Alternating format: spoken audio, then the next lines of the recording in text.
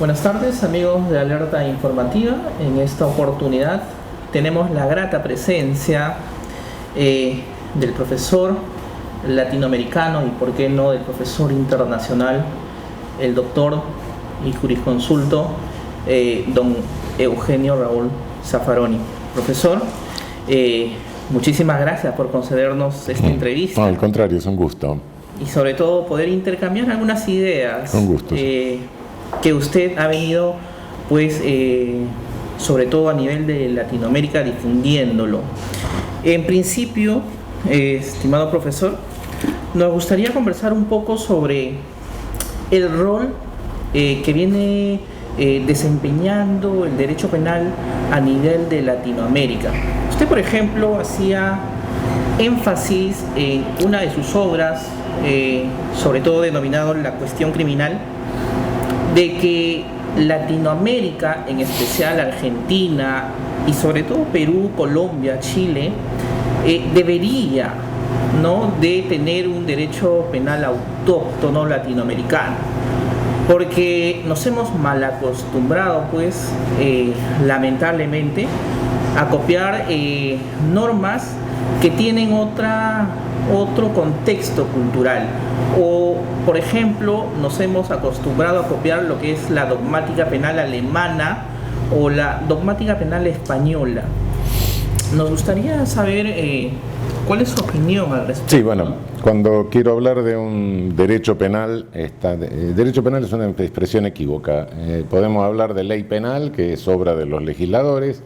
Podemos hablar de ciencia del derecho penal, que es lo que hacemos nosotros cuando escribimos algo, y podemos hablar también de jurisprudencia y de ejercicio de poder punitivo, que es lo que hacen las policías. Es decir, son cosas diferentes, entendámonos. En este momento, la legislación penal de nuestros países es cosa de los políticos. Está esto vinculado a los medios de comunicación. No podemos dejar de percibir la situación en que estamos los latinoamericanos. Estamos en una situación de subordinación. Cunde por el mundo un totalitarismo financiero, y digo totalitarismo financiero porque es un cambio de condición del capitalismo. Se pasó del capitalismo productivo al capitalismo financiero, y eso se convierte en una pulsión totalitaria que viene del norte hacia el sur, naturalmente. Encubierta con una ideología simplista que se autodenomina neoliberalismo. No es ni neo ni liberal ni nada, es totalitarismo financiero. Nos somete a nuestros países a través de deuda y a través de debilitamiento de nuestros estados. No hay nada mejor para dominar una sociedad que generar un caos en la sociedad. Y al debilitarse nuestros estados, y sobre todo al debilitar el control del ejercicio del poder punitivo del Estado, permite que se multipliquen los sistemas punitivos dentro del propio Estado y se genere un caos. No voy a mencionar países de nuestra región, pero bueno, daría la impresión de que uno puede estar estigmatizando países. Claro. Pero tengamos en cuenta que en nuestra región tenemos países que están cautizados, que han perdido en parte control territorial incluso. Tengamos en cuenta que tenemos países donde ejerce poder punitivo el Estado, y al lado tenemos las agencias del Estado que se han autonomizado, las policías que ejercen su propio poder punitivo. Tenemos agencias paraestatales, de paras, que ejercen poder punitivo. Tenemos agencias contraestatales, subversivas, que ejercen poder punitivo. Una situación caótica. Esa situación favorece la dominación. Nuestros legisladores, ¿qué hacen? Porque todo este totalitarismo financiero se vale de un monopolio mediático que genera realidad, crea realidad. La realidad que la población cree. Y ese monopolio mediático exige un panpunitivismo, resolver todo punitivamente. Los legisladores son políticos, quieren votos naturalmente, entonces proyectan leyes disparatadas. Eso es lo que pasa a nivel de nuestra política criminal en la región. La política de prevención del delito está manejada por los medios monopólicos de nuestra región. Eso es. La agenda la marcan los medios monopólicos de la región. A nivel de ciencia del derecho penal, es decir, lo que hacemos nosotros para dirigirnos a los jueces con aspiración jurisprudencial, Sí, hemos tomado la dogmática alemana porque salimos de lo que era el viejo positivismo racista de fines del siglo XIX, que hasta mediados del siglo pasado, pero la hemos tomado acríticamente. Es decir, el método dogmático, sí, yo lo defiendo, por supuesto, el método. Así es. Pero una cosa es que aprendamos de los alemanes cómo hacer un puente. Otra es dónde necesitamos nosotros el puente y para qué lo necesitamos. Son cosas distintas. El método, cuidado que si nos salimos del método dogmático, que después de todo no es más que crear un sistema para tratar de racionalizar el control del ejercicio del poder punitivo, nos vamos a un romanticismo que nos lleva al demonio. Cuidado. Caemos en un discurso totalmente irracional. No, el método sí. Pero claro, estamos importando una dogmática que los alemanes la hacen para su país. En Alemania no se recogen cadáveres de ejecuciones sin proceso todos los fines de semana. En Alemania no tiene la difusión la tortura que tiene en nuestro continente. En Alemania no entramos a un restaurante y hay, como en algunos de nuestros países, un locker que dice deje su arma. Cuidado. Entonces, en Alemania las cárceles no son campos de concentración como en algunos de nuestros países. No hago nombre de países, pero todos sabemos. Bueno, en Alemania no tenemos paras al lado de la policía. Bueno, entonces, lo que tenemos que hacer es una dogmática donde nuestros jueces tienen que tender a reforzar el control jurídico del ejercicio del poder punitivo y a reconcentrar el ejercicio del poder punitivo controlado.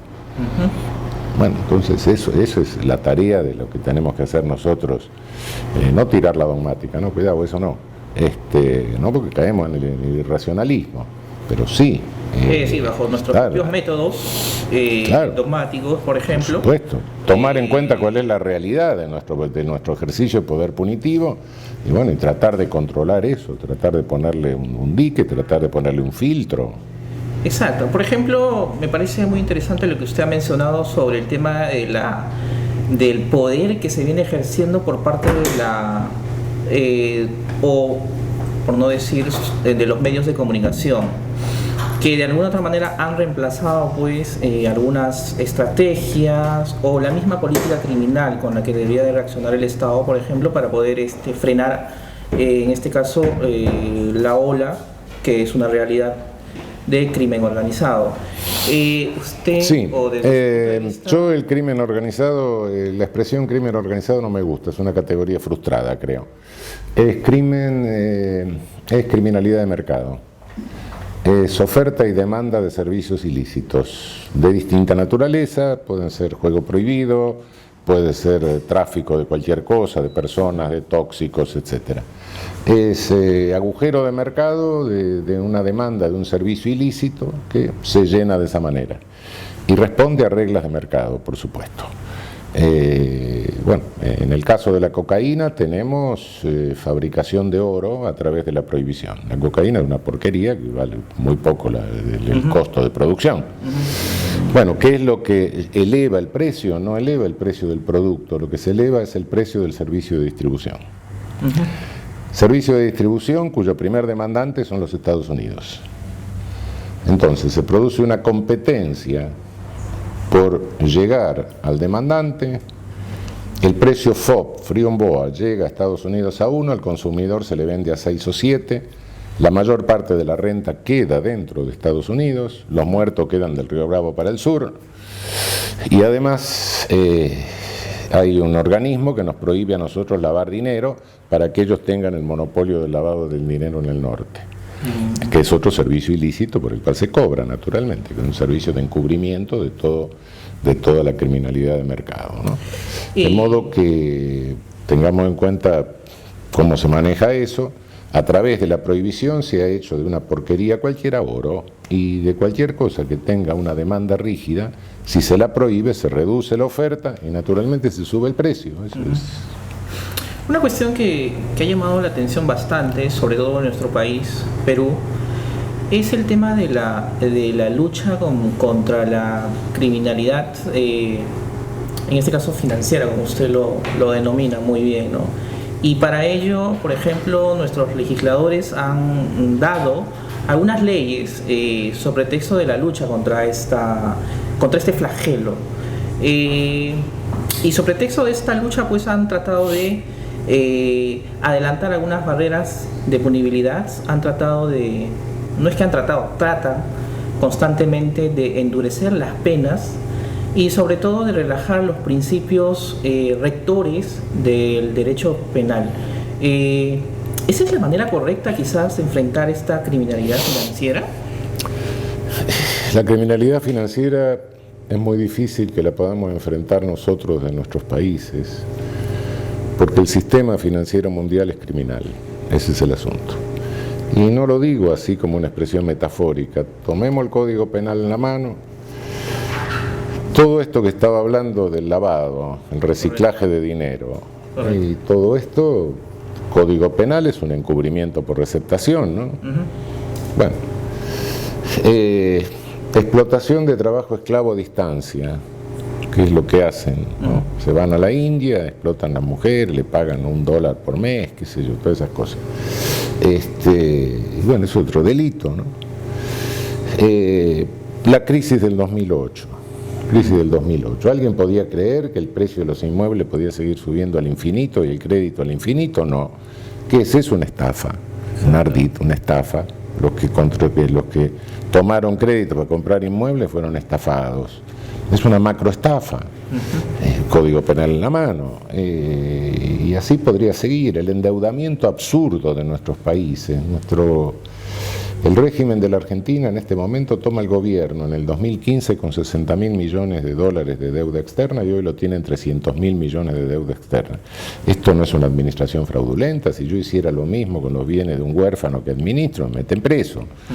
Bueno, entonces, luchar contra la criminalidad financiera.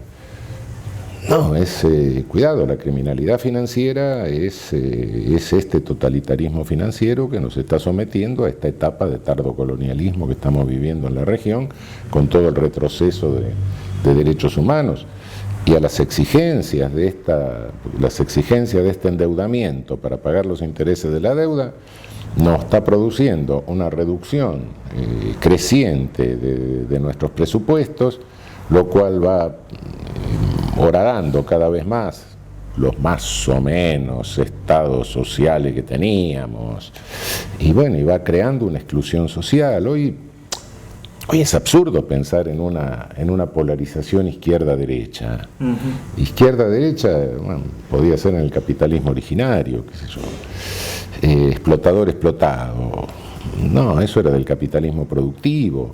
Hoy la polarización está entre soberanía, colonialismo y entre inclusión y exclusión.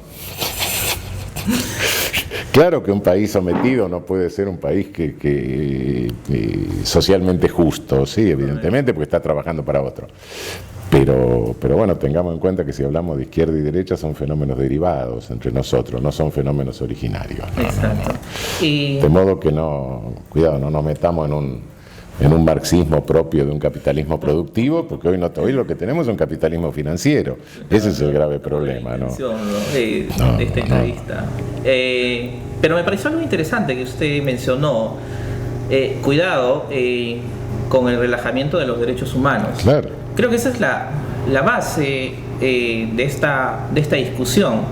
Y lamentablemente, y usted como juez de la Corte Interamericana de Derechos Humanos debe ya tener mayor conocimiento al respecto, de que no solo en Argentina o en Perú, a nivel de Latinoamérica, se ha relajado mucho los derechos humanos, y sobre todo le menciono en Perú, que es nuestro país. ¿En qué sentido? En el sentido de que hoy en día se decreta sin un estudio pormenorizado, sin la aplicación correcta incluso de la norma, porque la norma está ahí, lo que falta es una interpretación a nivel constitucional y convencional de la norma, las famosas detenciones preventivas o las prisiones preventivas. Bueno, esa es una...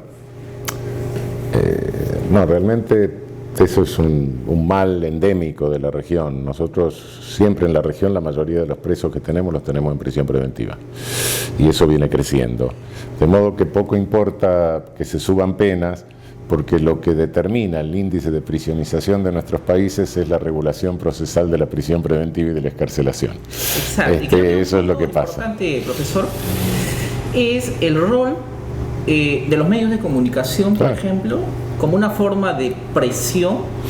Pero entendámonos lo siguiente: los medios de comunicación están al servicio de este totalitarismo financiero que somete a nuestros países y obliga a las reducciones presupuestarias, a los ajustes presupuestarios.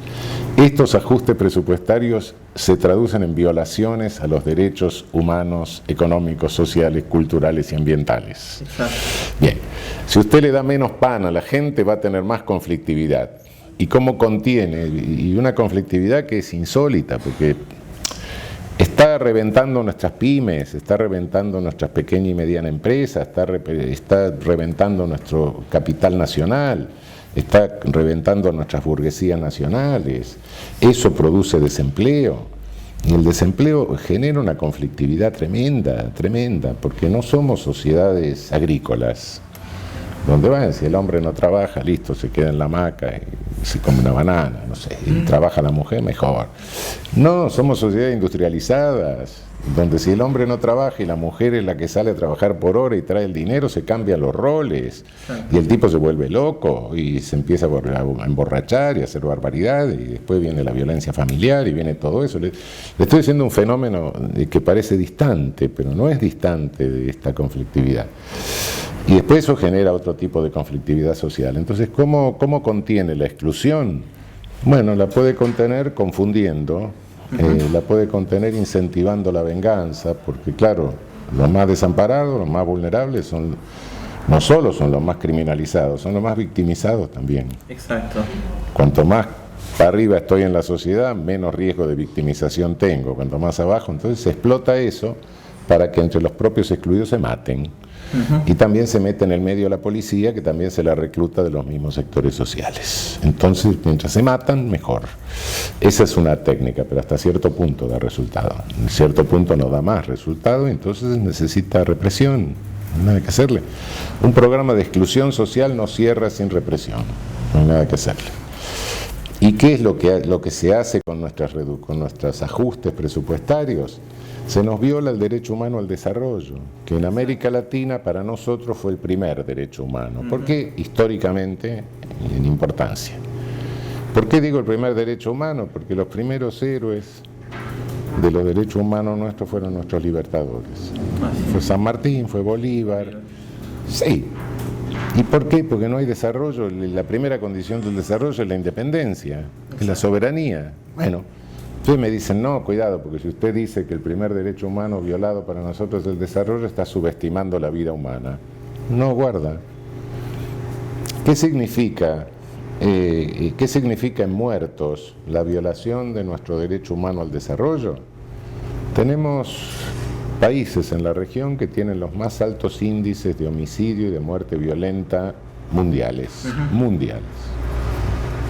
Tenemos muertos por inseguridad laboral. Tenemos muertos por falta de campañas sanitarias y de vacunación. Tenemos muertos por atención selectiva de la salud, especialmente a ancianos y niños. Tenemos muertos por inadaptación de nuestros caminos a los vehículos que tenemos. Sumemos todos esos muertos. Hermano, nos estamos echando un Hiroshima y Nagasaki a cada rato, ¿eh? Con paciencia, sí, pero es un genocidio por goteo. ¿Sí? Una verdadera política criminal, decía, por ejemplo, usted en uno de sus libros, es el respeto sobre todo a las personas que se encuentran en una situación de vulnerabilidad, como es el caso de las personas que se encuentran recluidas en las cárceles. En Latinoamérica estamos encaminados, y sobre todo usted está encaminado nuevamente a reflotar o a tratar de renacer esta nueva postura, ¿no? De que las personas que se encuentran en situación de vulnerabilidad son las primeras personas que deberían ser atendidas por el Estado y se les debería respetar sus derechos fundamentales, sobre todo sus derechos humanos. Lamentablemente, pues como usted dice, las entidades del Estado se han vuelto muy politizadas, y es lo que genera menos preocupación en el Estado. Sí, porque siempre es una minoría de cualquier manera. Por más que tenga índices de prisionización altos, el número de presos es relativamente bajo en toda la sociedad, porque no alcanza, no da. Bueno, tenemos algún país en la región donde las cárceles son campos de concentración y pese a eso no hay lugar para poner más presos. Entonces hay órdenes de captura, millones de órdenes de captura que no se ejecutan. Miles de Alguien dijo órdenes por de ahí, captura. quizás una verdadera política criminal sería construir más cárceles. Y va a tener más cárceles llenas, es inevitable, eso ¿Y no. qué opinión le merece de que no se les esté dando tanta importancia a otras medidas alternativas, por ejemplo al tema de la prisión preventiva? Quizás una detención domiciliaria, una vigilancia electrónica, que por cierto Mire, una ley aprobada en el es Perú. absolutamente imposible hoy en estas circunstancias hacer un programa racional de prevención del delito. ¿Por qué? Porque se está empeñado en multiplicar el delito. A nadie le puede pasar por alto que llenar prisiones y convertirlas en campos de concentración es un fenómeno reproductor de criminalidad.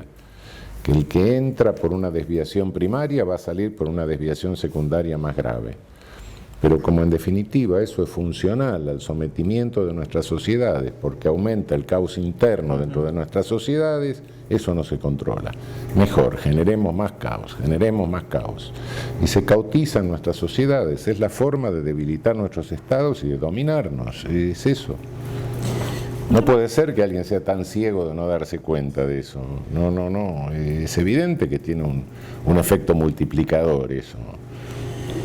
Y para ir concluyendo esta pequeña entrevista, querido profesor, hay un tema también que nos llama la atención, la sobrecriminalización, ¿no? De ciertas conductas, y sobre todo este tema del populismo penal bastante arraigado en nuestro sistema latinoamericano.